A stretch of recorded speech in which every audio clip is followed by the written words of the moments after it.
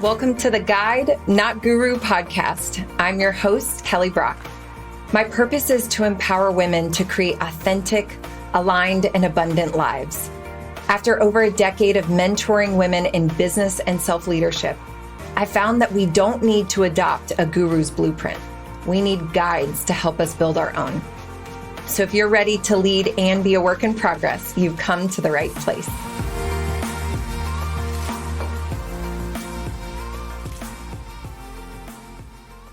Okay, welcome back.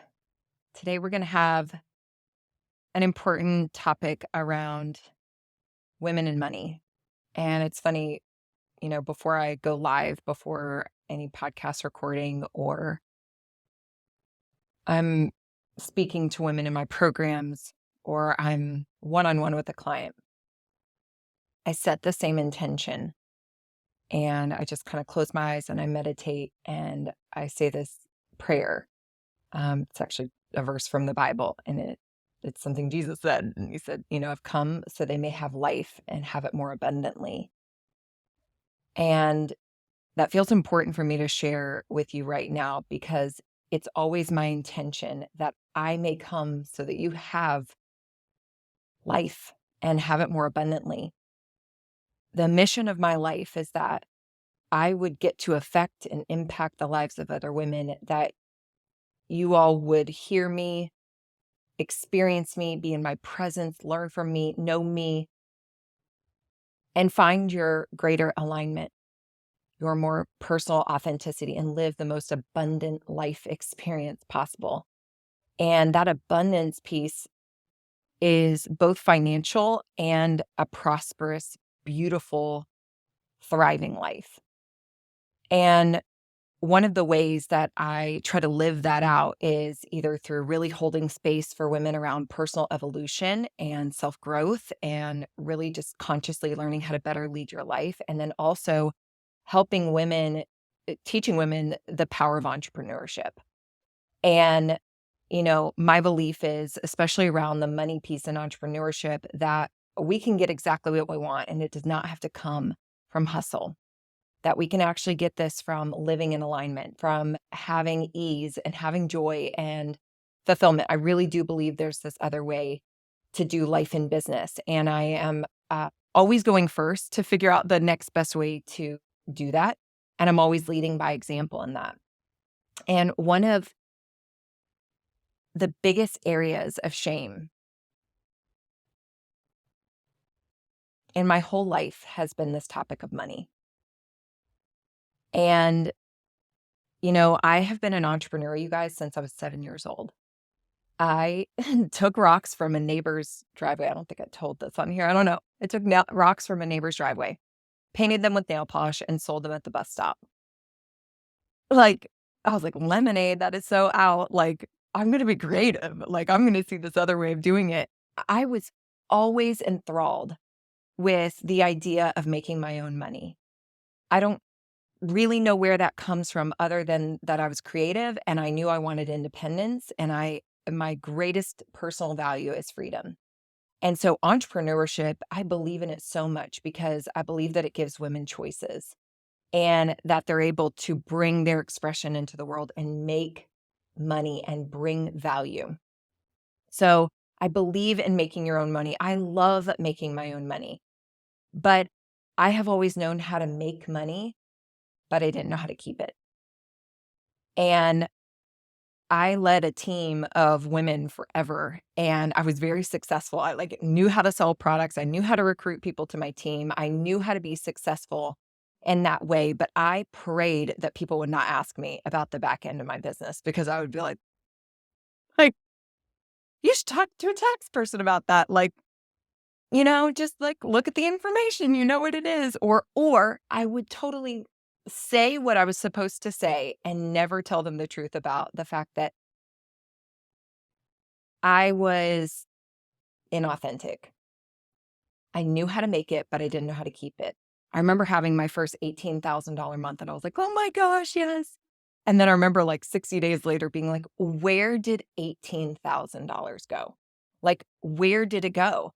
I remember going to the grocery store in my pink Cadillac, going to the grocery store with my daughter and swiping my card and like cringing, being like, oh my gosh, please don't over withdraw.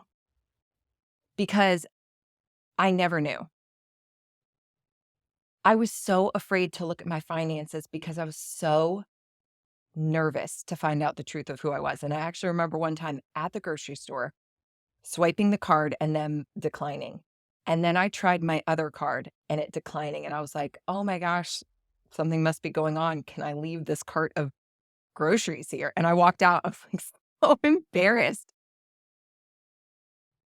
And one of the biggest money moments, you guys, I'm sharing this. This was so vulnerable for me.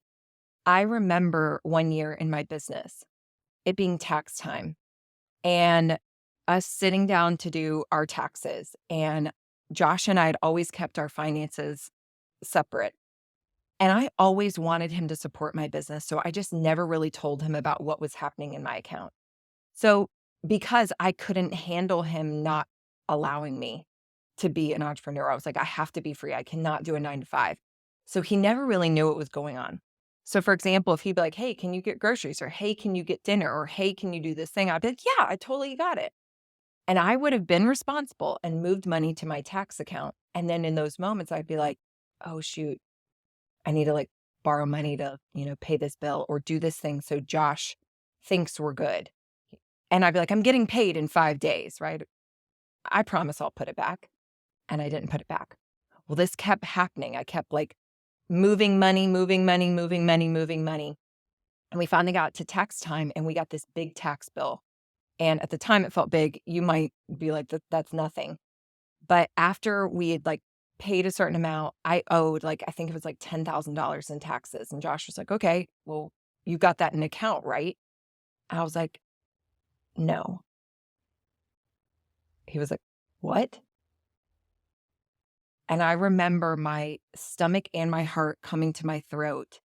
And I said, I need to tell you the truth. Like, I don't have it. And he was like, why don't you have it? Where's our money? I said, listen, I was always so afraid to like tell you I didn't have it.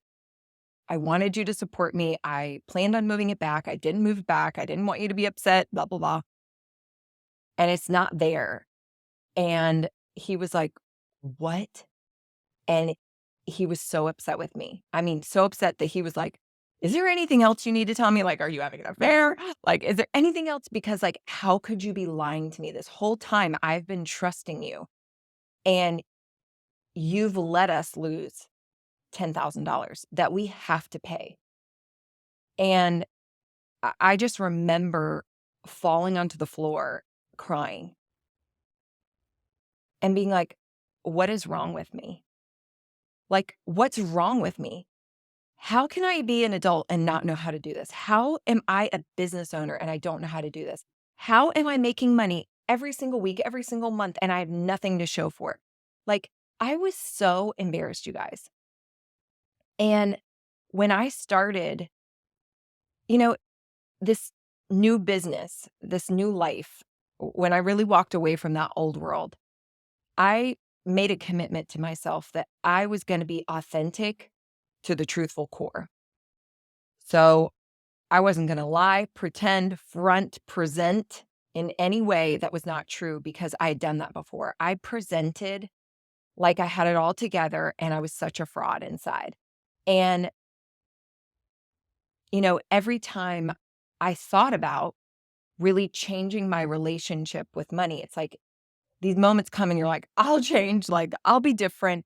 And then somehow I would just fall back into this pattern. And I would repeat the things that I swore to God I would never do again. And it's like, what is wrong with me? Why do I keep repeating these things? And so what happened was I started going through a cycle that you might be familiar with, or you may not even know you're consciously going through, but it's the shame, blame, and fear cycle. So I would first start going through shame. I would be like, what's wrong with me? If you don't know this, shame is the lowest negative emotion on the emotional scale. It is below depression. It is such a bottomed out, low emotional energy feeling I held so many roles that I was strong in that were true. I really was a great teacher. I really was a great leader. I really was a great marketer. Really was inspiring. I really was committed to my spirituality. Like all these things were real. So it was so hard for me to admit that I am powerful in all these other places, but this one space, I was embarrassed to admit the truth that I don't know, that I don't have it all together. And I felt embarrassed thinking I should have learned this a long time ago. And shame, uh, one of my favorite mentors of all time is Brene Brown. And she talks about shame. And shame needs three things to live: it needs secrecy, it needs silence, and it needs judgment. And I was living in a cesspool of shame. I'll never tell. I'm going to keep it a secret. I'm going to stay silent about it. And I'm just going to judge myself. And so it wasn't until I started speaking my truth, even to Josh in that moment, it was like such a wave of relief came over me, even though I was like bottomed out emotionally, like, are you going to leave me? Like, so upset. There was a sense of relief because I finally was telling the truth. When we bring things to light, they cannot live in the dark anymore.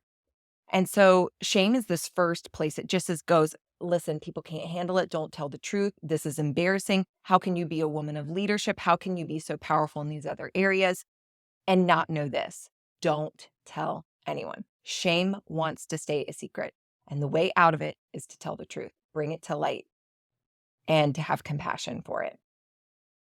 The second part of that cycle is blame. So immediately after shame happens, you're like, oh my gosh, what's wrong with me? And then you're like, oh, wait, what's wrong with me? Then all of a sudden you go to blame. You go to victimhood and you go, it's not even my fault. This is my parents' fault. Like they didn't teach me. Or if I had grown up in a household where we knew about finances, or if I had, this upbringing, or if they taught us these things in school, or if it wasn't for this background or whatever it was, my favorite person was to blame Josh, bless his heart. I wanted to blame him because I thought, well, look at Betsy over there. Of course, she can spend time doing their finances. She has a husband who makes all this money. My husband's not ambitious. He doesn't want to be an entrepreneur. He makes the same amount of money every single month. I blamed him in that way. Or I'd blame him because he wasn't involved in the finances. And I thought, I remember wishing, like, I just wish he would do this so I never had to touch this. Because to sit with my money, to sit with finances was so emotionally exhausting because I felt so inadequate. I felt so stupid. I felt so illiterate. Like people would say things like a 401k, or do you have your IRA, or an ROI, or a PYQ, like that. You could have just been speaking another language to me. And I was like, I don't know what you're saying to me. That's what I was saying on the inside. On the outside, I was like, oh, yeah, I think we have that. Like there was true illiteracy that I did not have. And so I wished that Josh would just be the one to take this off my plate so that I never had to deal with it. And I became a victim. I was just like, well, if they would change, or if they would teach me, or if this would help me, or if this company would help me make more money, or if it wasn't for this promotion, or if it wasn't for this stipulation, I could be wealthy. I could have money. I could whatever.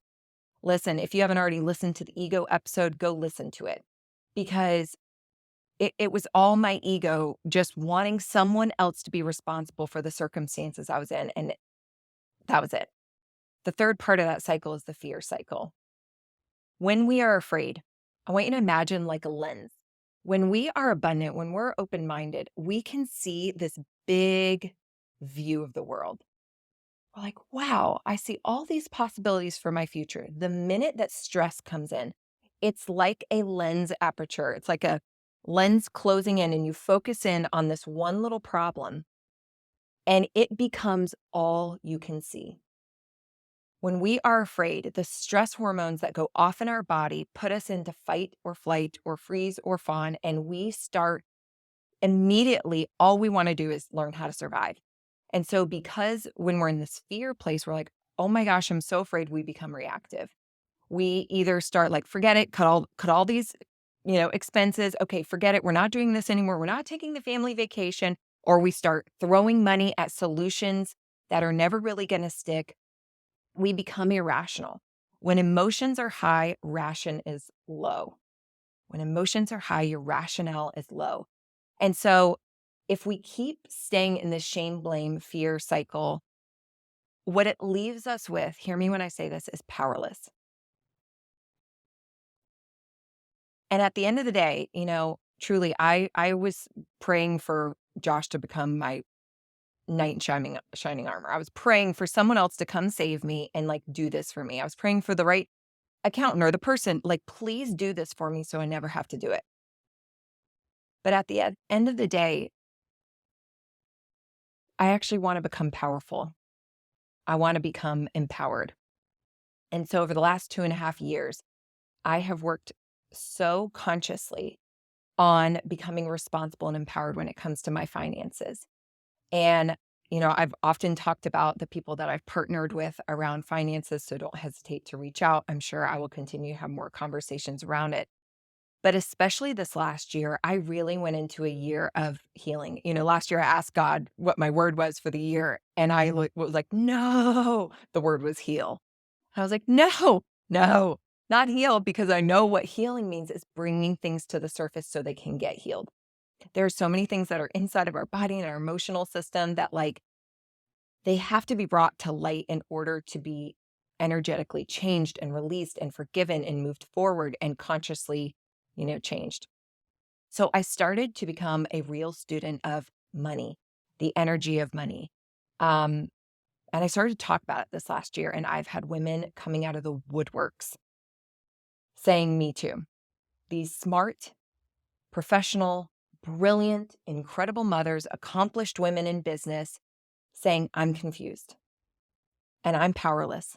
And tell me what you're reading and tell me what you're learning. And they're too embarrassed to ask for help too. And it's why it feels like this has to be the next conversation that I'm really holding both here and in my work. I am still such a growing work in progress, but I believe I will continue to be. And I believe that I now am grounded in enough. I care about enough. I've learned enough that I'm ready to really hold space for what I've learned to help other women, because it's so important.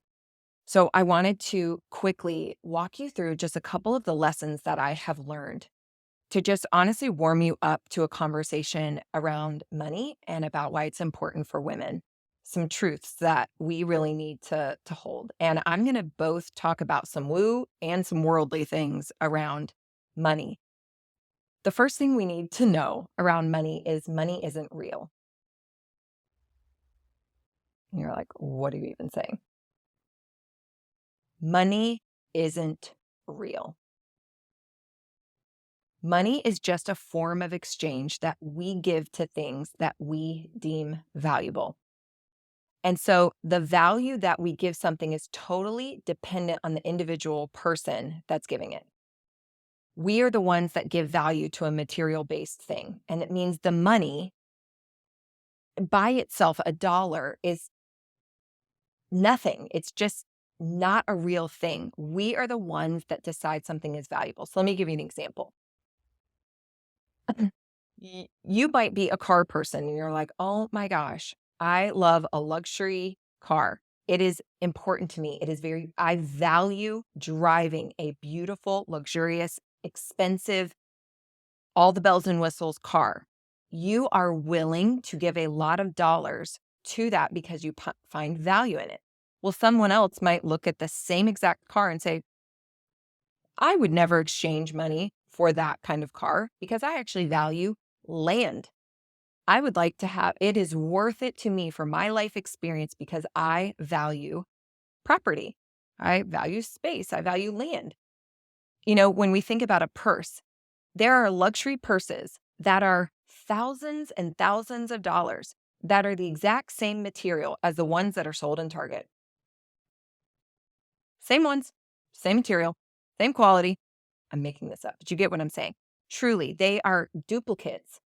And because this says Saint Laurent or because this says Chanel, or because this says Gucci, that belt is worth it because there's value associated with the name. So money is not a real thing. It is something that is an expression of our exchange in things that we find value in. So that's just important to know. So I said money isn't real, but also the next truth is money is really important. And people say things like, I don't care about money. And when I hear people say that, I'm like, oh my gosh, don't say that. Because what you appreciate appreciates. What you pay attention to expands in your life. And when you learn to start valuing money, when you start to seeing money and what it's doing for you in your life, it will expand in your experience. And this is a very metaphysical and quantum physics and all this stuff. I'm preparing to hold a program in this new year, really holding space for this. But there are real, true things that we have to understand about money in our human experience. And I'll hear people say money doesn't buy happiness. And it's like, of course, money cannot buy the intangible things that we want, but money provides us the opportunities to experience the human experiences that we want. What we really want is choices. And until you become a woman who has mastered her relationship with money, you will never actually be in control of how often and how frequent you get the freedom and the choices that you want. The truth is, we want freedom.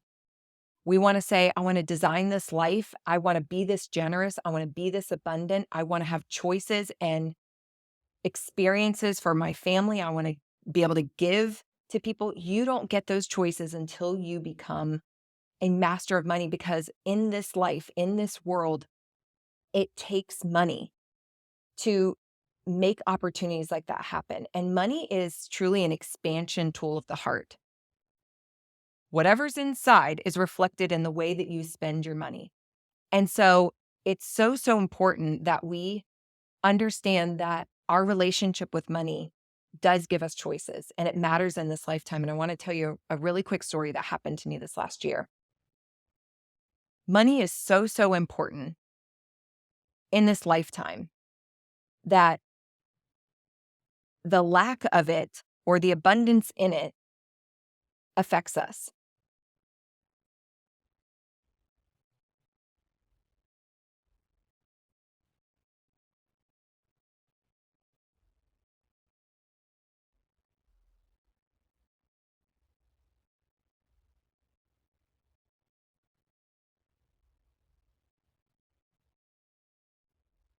So I've been working with a coach, and one of the things that she said to me that called me out, that was the best thing, is she said, Kelly, your dream is to work from passion and purpose, but you do not ever get the luxury of being an entrepreneur who gets to work with passion and purpose until you actually give yourself financial freedom. You don't have the space. If you keep being a bucket, imagine yourself like a bucket, and every time you're making money and then it just flows right out the bottom. On a rainy day, in a season where you need health, a season where you want to take a break, a season where you want to go right, you don't get that option until you don't get passion and purpose, until you become someone who has grounded in the structure that it takes to live a real and accountable and sustainable life. And so this is really important. Another truth that you've got to understand about money is energy. Money has both feminine and masculine qualities. Feminine qualities are more receiving and allowing and joy and, uh, magnetic is a very feminine approach. So when I talk about magnetism, I did a whole program on magnetism in business, and that's a very feminine approach to opening up to receive money because of your magnetism. But then we can't just stay as like these divine goddesses that just get to receive money all day long. There's a real masculine part of money. And that comes with this structured, grounded, forward moving, action oriented version. And we need both parts of those qualities of a relationship with money in order to make this reality real. I'm going to talk more about this at a later date, but I need you to know money is energy. Money is also a relationship that you're in. I want you to think about if you were actually in a relationship with your money. How's that relationship going? Like, think about how you treat money. If money was your spouse and you're like, hi, so I need you and I want you as soon as you come, but I'm going to spend you and use you and abuse you and never thank you. I'm going to never be grateful for the times that you show up, even when it's little moments. I'm going to never honor or respect that you want safety and security. I'm going to throw you around. I'm going to actually not look at you for months at a time. And then when I need you, I'm going to beg for you. Like, think about if you were in that kind of relationship with money. Everything is energy. Everything's a relationship. And so if you think about like this was your spouse and you start to think about what it would be like for you to be in your own energy, man, we've got to change that relationship. Something important to land here too is money is still not equal in the hands of women right now. And if this is resonating with you, if you're like, oh my gosh, Kelly, you're telling my story, there's a reason. You know, throughout the ages, money has been something that men brought into the family, like generations. And if we were to lay out like a historical graph of the decades and years of evolution of women being non-earners to earners, we would be a blip on the historic radar right now of being earners for our families. And so why this is important is women are making progress. In the last couple decades, we've made progress in so many ways, but there's still so much change that has to happen. And what's important for you to know is this is ancestral. Your parents, your mother, your aunts, your sisters, your grandmother, their generations all had belief systems around money. And again, this is totally woo, but it's not even woo, it's science. The DNA of your grandparents is in you. And what's so cool is when you start to change your DNA, you start to actually change the DNA that is even in your children right now. It is scientifically proven. When you begin to change your DNA, it changes the DNA of everyone else you're sharing DNA with. It is freaking wild. So when you hear people like, I'm healing ancestral, money wounds, it's like, it's a real thing. Because what they've come to understand with science and research is DNA can be changed. And so it's important for you to understand that you are going to be, if this is resonating with you and you want to really lean into healing your own money wounds and to start to move forward, you are not only really affecting and letting go of the past, but you're also affecting your daughter's future, their daughter's future, like the collective. It just really is a real thing. And, the last couple points I want to make is I tried so many things. I bought programs, I bought Financial Peace, I bought these programs. I'm going to finally do the wallet system. I tried everything. But it was not until I really started what I call rooting, till I really started grounding and looking at the roots of my money issues and not just the symptoms that were showing up. When I really said, I'm going to give my conscious effort to understanding how did I get this way and how can I change and how can I start to heal, that I have felt more freedom in my relationship with money than ever before. We have both conscious and unconscious belief systems around money. And the way you consciously think, I consciously am choosing, I'm going to change my behaviors around money this year. And then somehow you keep repeating past patterns. Those past patterns are in your subconscious. They are at work without you even knowing about it. They are passed down to you. They were learned by you before the age of 7. They have continued to be ingrained in you through society and through other people and through the people that you're around. And so until we start to learn to hold space for where did these roots come from and how can I uproot the old and plant the new, you're going to keep repeating. And I'm going to tell you, it takes a lot of courage to look at the roots and to tell the truth. The most courageous thing I ever did was say, pick up a mirror and look at myself. And so it takes courage to examine yourself and to look at the past and to see where these belief systems came from. And even if they came from loving, wonderful people in your life, they get to be good and also have had unhealthy beliefs around money and pass them on to you. And so we have these past emotional memories and stories that we are telling that are affecting the way that we experience money and move forward. And we've got to get to the root of it. And here I'm going to continue to hold space for this conversation. I know that I'm holding space for this conversation in programs moving forward this year. And the good news is, as you start to up the old, you can ingrain the new. You can start to step into a new realm of consciousness called wealth consciousness. It's where you stop repeating what was once patterned into you, and you can start saying, how can I start to see the world that I want to live in? The wealthy world, the world where I'm valued, the world where I both honor, respect, have abundance, wealth, prosperity in my belief systems and in my choices. Where you become the woman who is so grounded in her belief in herself, her trust in herself, to at least be a woman who is trustworthy around money. You guys, money can't come to you if you don't trust yourself. Why would it come to you? If you don't trust you, it doesn't want to come to you. You are energetically sending off a signal that says, I actually don't believe me. So don't come here.